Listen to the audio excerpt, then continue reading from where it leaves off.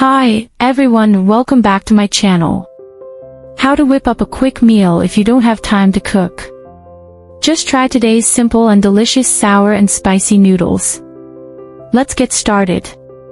First, chop 1 green onion and 3 cloves of garlic.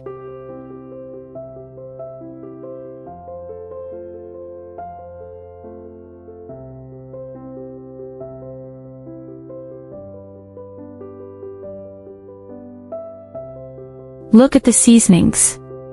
1 teaspoon chili powder, half a teaspoon Sichuan peppercorn powder, 1 tablespoon light soy sauce and 1 tablespoon vinegar, half a teaspoon salt, half a teaspoon chicken powder, 2 tablespoons oil.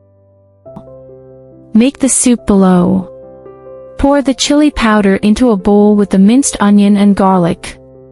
Heat 2 tablespoons oil to above 200 degrees. Pour on the chili powder. Add boiling water, then add vinegar, light soy sauce, chicken powder, salt, and pepper powder. Mix well with chopsticks.